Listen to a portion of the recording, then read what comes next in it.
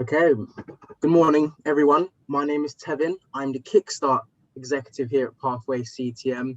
I'll be facilitating your session today. Before passing over, I do want to turn your attention to our Q&A box at the bottom of your screen, or the chat box, whatever's easier for you. If you have any burning questions that you must ask during the presentation, do feel free to do so, and I'll flag it. Otherwise, at the end of the presentation, you have some time to ask questions that you'd love the answers to. Your session will be recorded today, and for people watching back and do have any questions, do feel free to email in. Our email is student@pathwayctm.com. That's student@pathwayctm.com. But without further ado, over to you guys. Thanks very much, Devin. Lovely to see everybody today, or know that there are people out there beyond the black screen somewhere.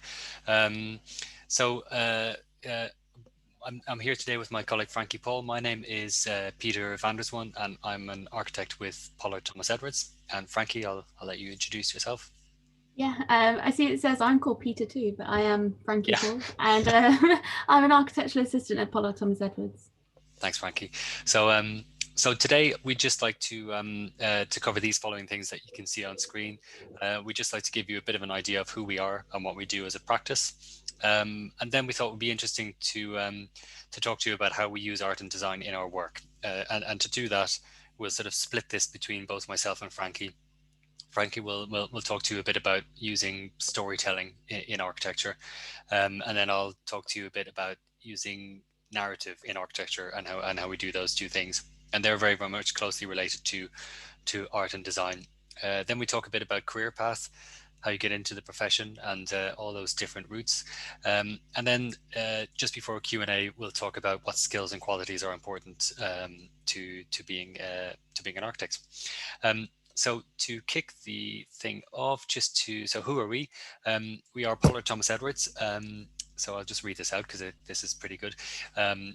We combine apparently design talent, commercial acumen, and social commitment to lift everyday places out of the ordinary. So that's that gives you kind of a key insight into us as architects. And so you can see that while we do have obviously a very strong focus on design, knowing a bit about sort of commerce and how things work, and being sort of engaged with the people around us and the people who we design buildings for in a social context is very important as well. It's especially important for us because we mainly specialize in designing homes and schools, and that means really, you can see a screen here, and this is the important screen for us because this is all about people, the people who live in those homes, and trying to improve people's lives who live in the buildings or are taught in the schools that we design. But that leads us to also not just architectural design work, but also master planning, urban design, property development, community engagement, research into different types of housing and things, and then branding and wayfinding as well. And then we started off in the 1970s, and I say we, but not me, but the people who originally started off the practice at a time when London was depopulating, not so many people wanting to live there, lots of dereliction, and the practice was really especially focused at that point on what they called visible mending, which is just trying to sort of bring back and restore those derelict buildings back to life, very often for local councils to house council tenants. Then fast forward to the mid sort of 2000s or to the early 2000s, where we're specializing more on new build projects. London is becoming more popular. People are moving here. Lots of areas are seeing regeneration. We're starting to do what the so-called estate regeneration projects. And then we sort of fast forward again to the current day, which is somewhere around here, where our projects are much, much bigger. The pace and scale of development in London is significantly bigger than what it was 50 years ago. And a lot of the projects that we now work on, where they were previously sort of, 2 or 3, 4 homes, now are a minimum of about sort of between 150 and 200 homes, anywhere up to master plans, which might be for 6,000 or 7,000 homes. So a huge jump in the scale of the work that we do. Some of the work that we're doing locally up in, and which is the focus of the project that we'll speak to you a bit about today, is in South Kilburn and a part of the South Kilburn regeneration. And this is phase 4 of that, which we recently gained planning permission for. But then these are just some of the numbers just to show you about the sort of amount of other housing projects that we work on in the country, because we're now quite a large practice and known as sort of specializing in housing. I won't dwell on this, but we are a large practice, so we break ourselves down into 5 separate what we call workshops, and those workshops kind of focus on key different areas and different sort of parts of the housing sector. And here we are. This was our lovely office in Angel that we used to all go into every day. And of course now life is very different. We're much more atomized. We're working from home, and we will at some point in the future return to the office, but in a very much a different way than what we used to do before. So this is what we look like. There's 150 of us. I think at the moment there's 170 people. There is Frankie and myself as part of that. And then I think I will pass over to Frankie to talk a little bit about storytelling. Yeah. Are you okay to do the page? Yeah, cool. Yeah, so if I had to sort of pick a favourite subject at school, it would have to be art. I think it helps that there's no sort of right or wrong answers, and it's all about your imagination. So taking inspiration from other artists and just running with it and seeing what happens. So after my GCSEs, I knew I wanted to go down the route of architecture because I was always interested in the built form, especially housing. So to become a fully qualified architect, you have to complete parts. And nearly 2 years ago now, I completed my part 2. So I thought I'd show you my final design project and how I use imagery and drawings to tell a story. So I went to University of Newcastle at Northumbria, which is in the northeast of England, just below Scotland. And the project is situated along the coastline at Bamburgh Castle, which is sort of pinpointed on the drawing. It sits around 150 feet above sea level, and it sits on the windsill, which is a string of volcanic rock that weaves through the northeast. Now, Bamburgh itself was once known as the royal city of Northumberland and held the royal seats to the kings of Northumbria, so it's pretty important part of our history. However, the castle had a very turbulent history and fell into inhabitable ruin until a man known as Dr. John Sharp brought about the restoration of the castle at a time where the community was in dire need of food, education, and health services. Bamburgh Castle itself adapted its spaces, reinvented to enable the survival of the surrounding community. And for me, that was a really strong, powerful story, which I took influence from. So we go to the next slide. So from the existing site plan, you can see the scale of the castle on the right there, to the existing community surrounded by farms. So this drawing itself is A1, and it took me about a week to work up. So I took inspiration from an artist called Nigel Peake, best known for his ink drawings of buildings in the countryside. Definitely worth a look up if you like that style. Next slide. So continuing on this storyline, a great topic of concern that will greatly affect coastlines, Bamburgh included, is climate change. So what my project looks at is a storyline of what Bamburgh would look like in 250 years' time, where it is plausible that Bamburgh Castle could become its own island, torn away from the mainland, leaving a community with a choice to retreat or become resilient. And this is sort of shown in the diagrams, where I experimented mixing ink with bleach to create sort of a ground texture. Next slide. So again, this is another A1 drawing, and it tells a story about the fragility of the community against the solidity of the castle in the background. A large part about imagery in architecture is being able to tell a story and being able to do so without words, which is a very powerful tool. Next slide. So how could Bamburgh survive when split in two? So as mentioned, the project is set within a 250-year timeline where many different environmental conditions need to be taken into consideration. Summers will become warmer, drier, and winter will become mild and relatively rainy. So people now have to be able to brace themselves for extreme weather conditions. The island itself, I have said that it lends itself to 3 different housing conditions. So the first one is extending the edge where these houses are raised above the water. The second one is using the sloping topography of the site to form new edges along the contours. And then finally, extending and creating a new protective edge that takes influence from the castle walls. Next slide. So life between the divide. So here you'll see some images of the extended edge, which provides housing for residents whose main role within the community is fishing. This housing sits on a timber platform raised above the sea level. From this platform, straw bales are used to construct the form, and its roof is wrapped with corrugated metal reclaimed from local communities and those that were lost. So what you can see in these images is the amount of activity. Everyone is doing something which helps capture the narrative, whether it's building of the homes to the men out on the fishing boats. And next slide. And here is the plans and another sectional perspective. So the ground floor allows for the storage and maintenance of the traditional northeastern fishing boat called the cobble. But you can start to see how people occupy these spaces and who wouldn't want a hammock to sleep in. Next slide. So the second one was the contours. So it follows the topography of the site. It's sort of nestled within that landscape.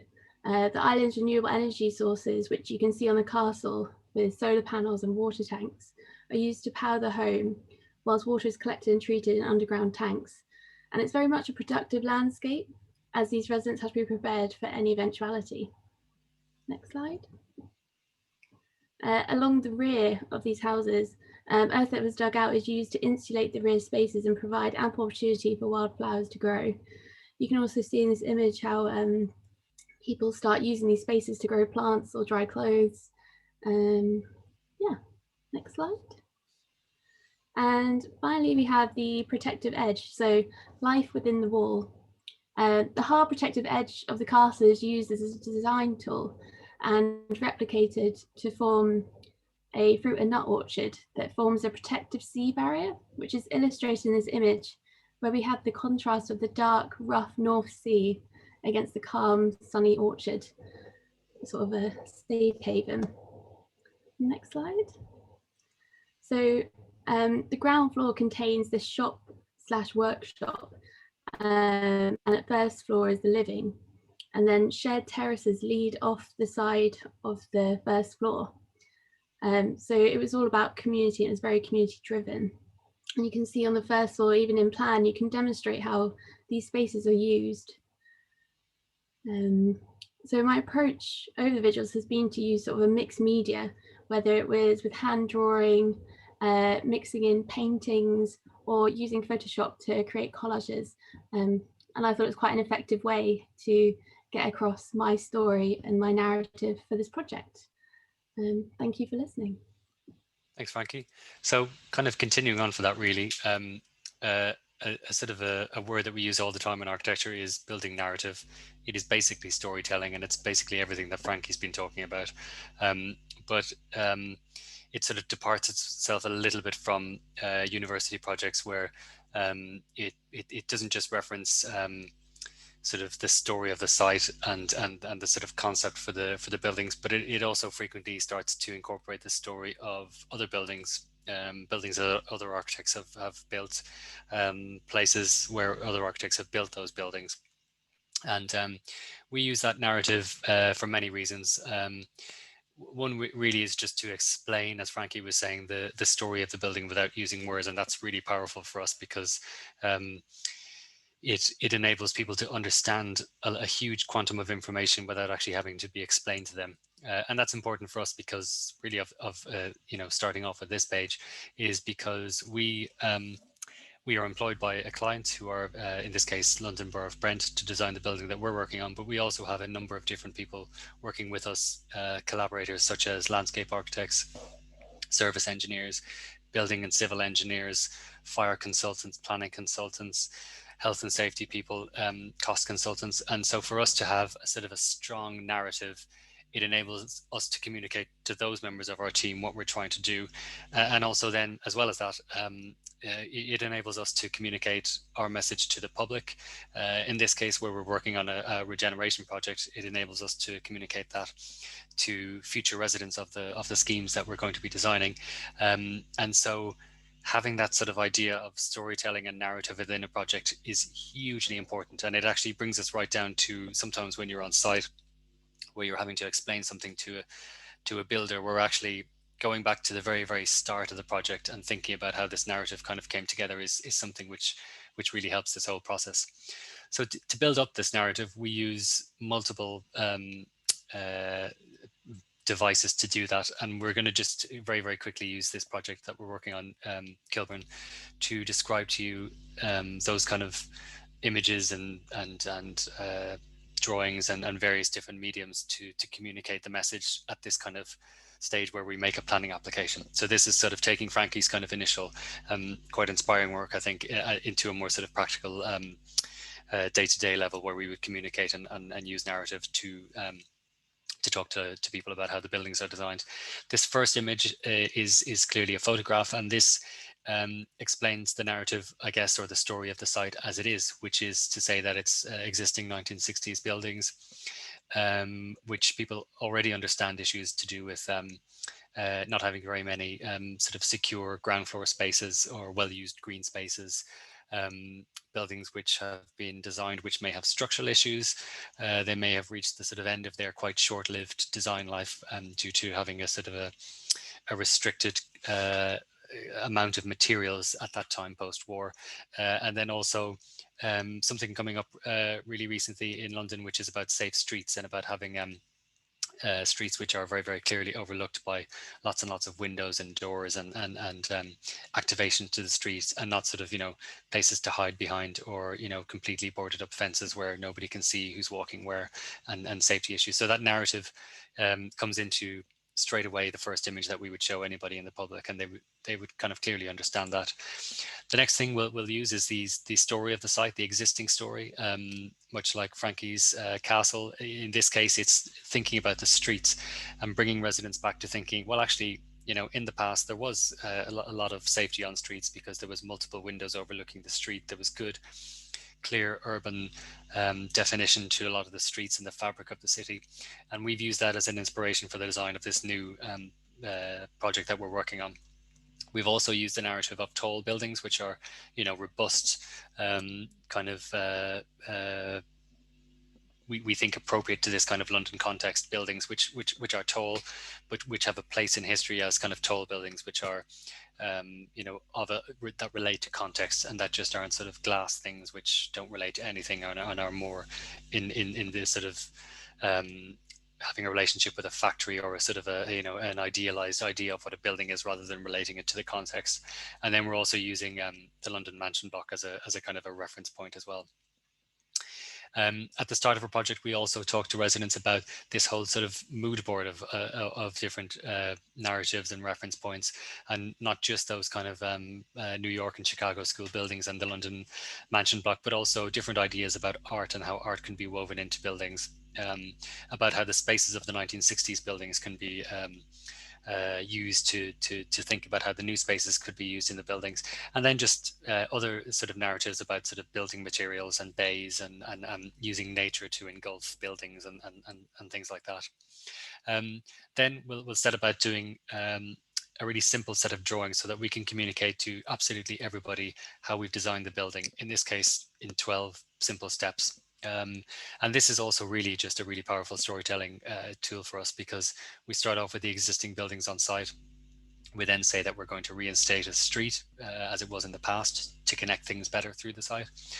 We then think about the 2 blocks that we've created with that street as kind of landscaped rooms, more like sort of outdoor living rooms in a way.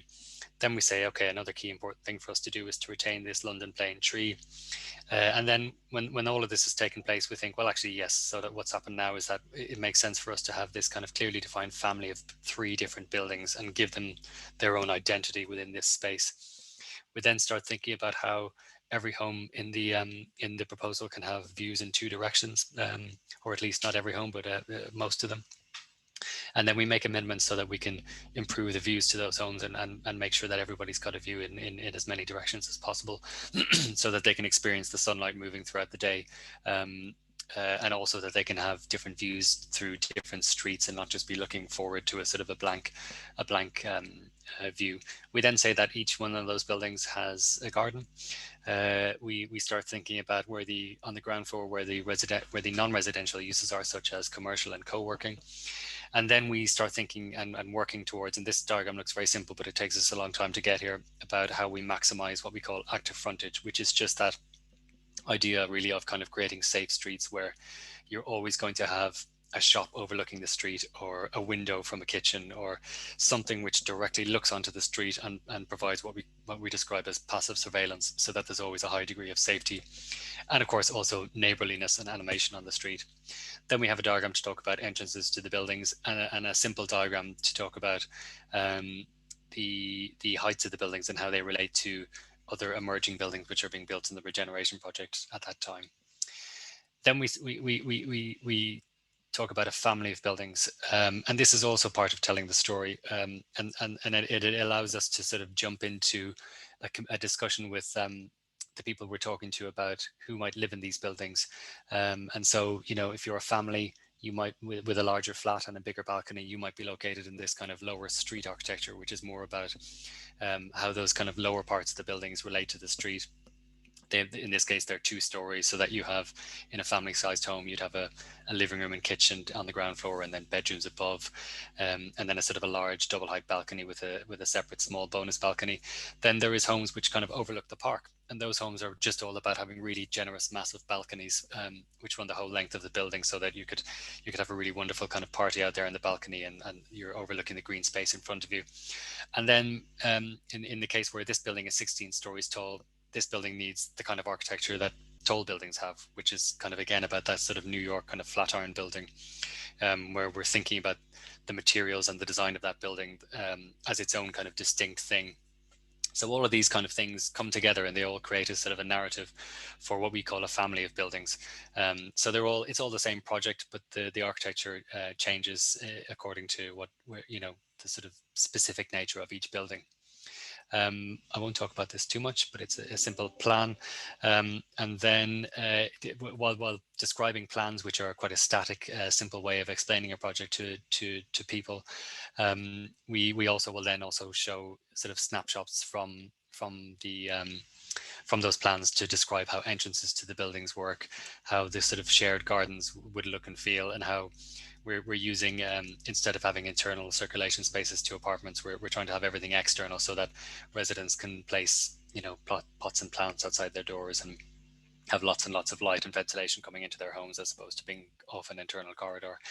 And then that storytelling works into these kind of streets, and how these kind of street level architecture elements are working.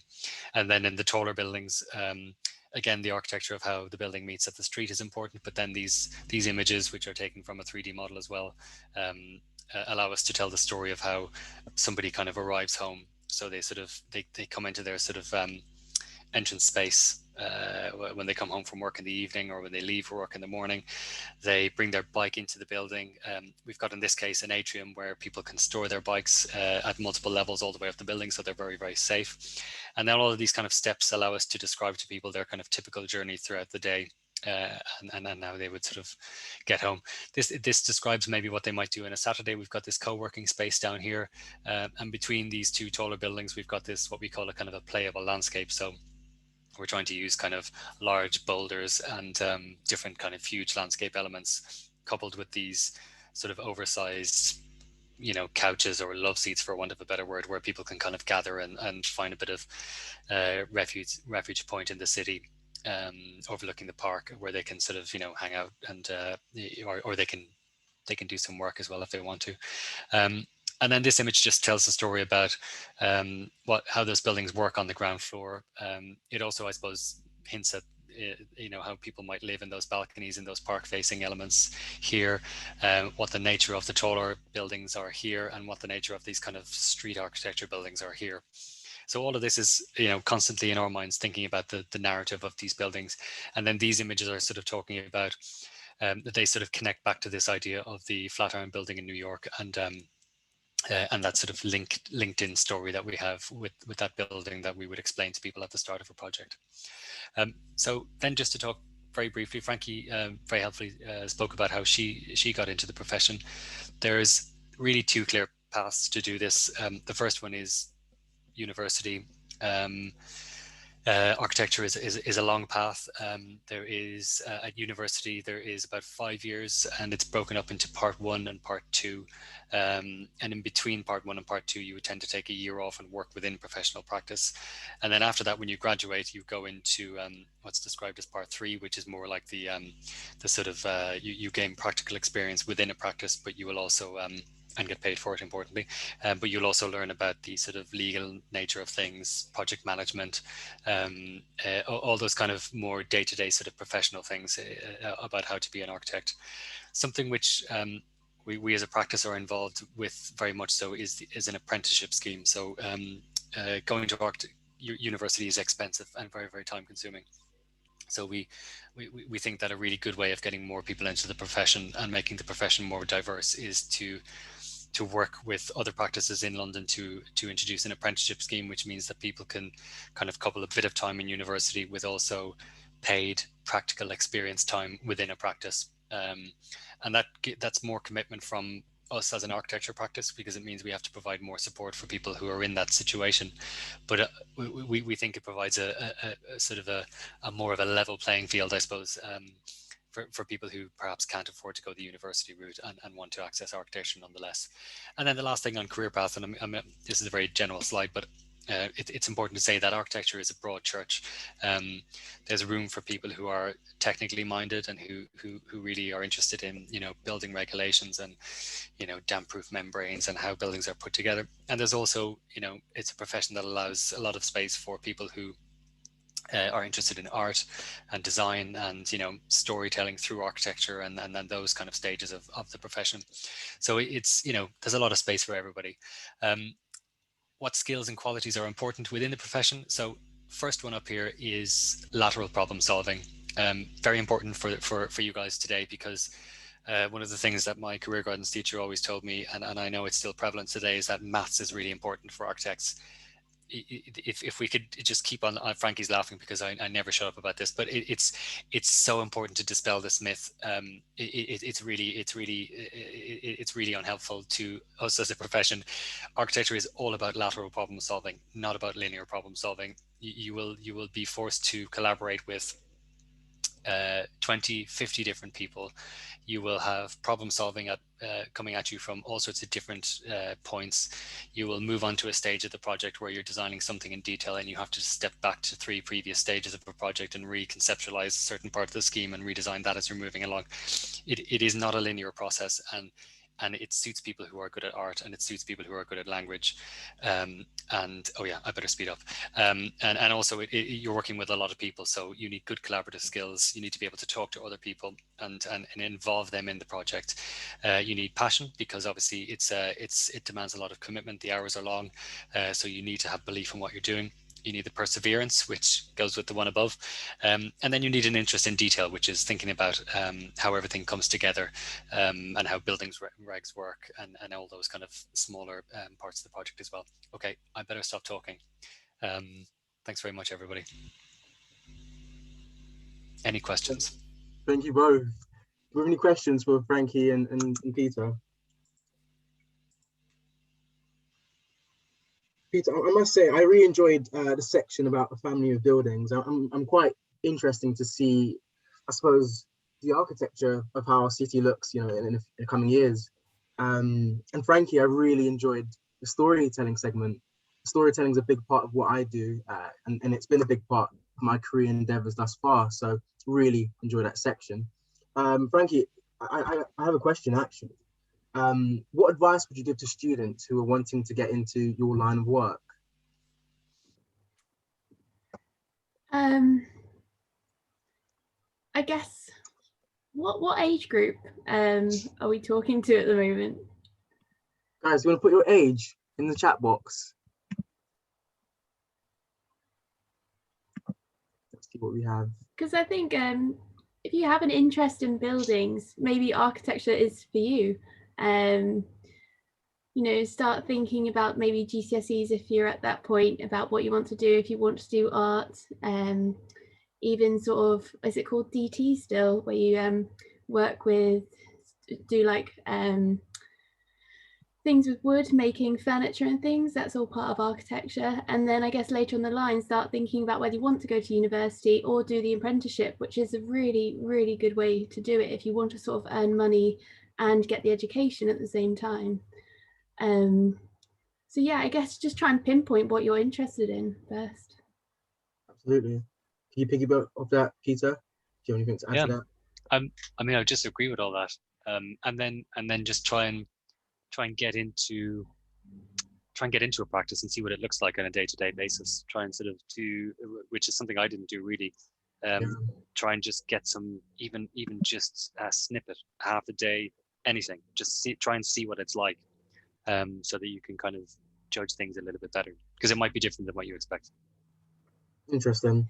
Email in and ask if they. Sorry, I was just going to say, just email a practice. That's all it is, and you'll most likely get a response. Sure. It's just work experience, huh? Yeah. Very much work experience. That's a question coming in. We have a question. Where do you look for apprenticeships?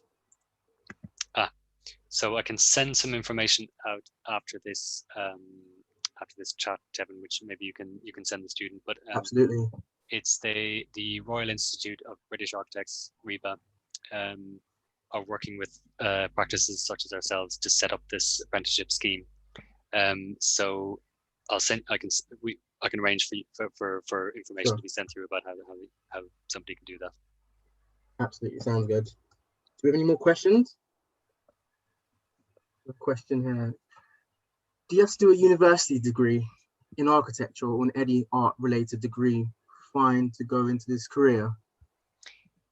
So this is really interesting. I wasn't going to talk about this because this can get tricky, but before we spoke to you today, we were thinking about a lot of our colleagues, one of whom is our kind of, in a way, sort of design director for the practice.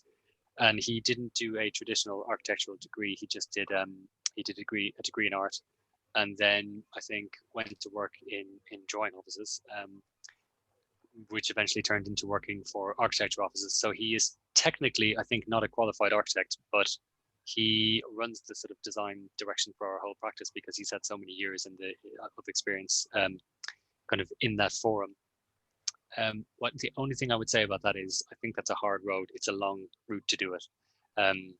So it's easier if you did do a university degree or the apprenticeship scheme, and then you sort of you kind of went in a slightly more straightforward path into the profession, because it can be. I mean, I think that this person I'm talking about is very talented and has a real design flair, but I think he would have got to where he is in his career much quicker had he just gone a slightly more direct route. But you can, yeah.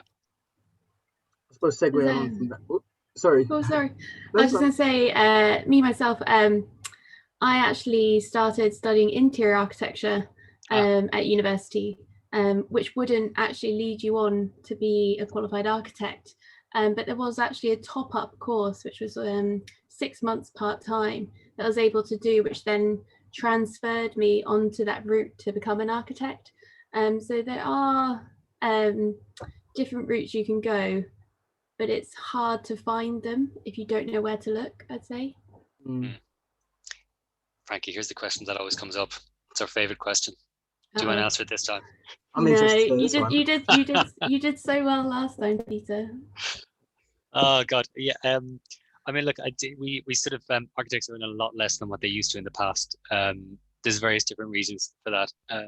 One, which is architects used to do kind of everything.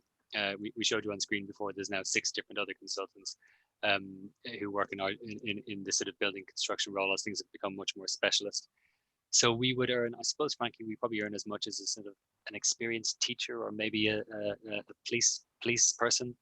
I think the average is, I don't remember this now. I almost have to Google this before I do this. I think it depends on the area you're working in, yes, how big the practice is, and there's so many different variables. In London, you'll earn more. You will, yeah. Yeah. But obviously, your cost of living will be higher. I think the average at the moment might be £45,000, but there's such an unbelievable variable around that. And of course, people it depends how you want to work as well. I know people who work for small practices, they only work 2 days a week. That'll obviously impact things.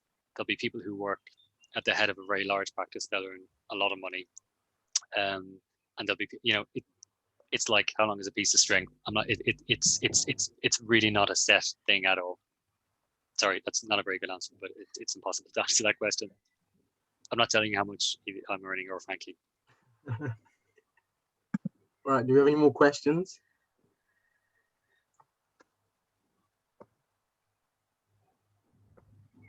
I think we're okay. Great. I think that will conclude the session for today. Again, thanks for so much for attending, everyone. Peter, Frankie, thank you so much for being here and sharing, your presentation. I'm sure there's a lot of value in that too. And again, yes, so we will have the session we recorded, so you'll be able to watch it back after. For the people that are watching it recorded, again, if you have any questions, do feel free to email in at student@pathwayctm.com. And that's it for now. Thank you so much, everyone. Thanks very much, everyone. Thank you. Cheers, guys. Bye. Take care. Bye-bye.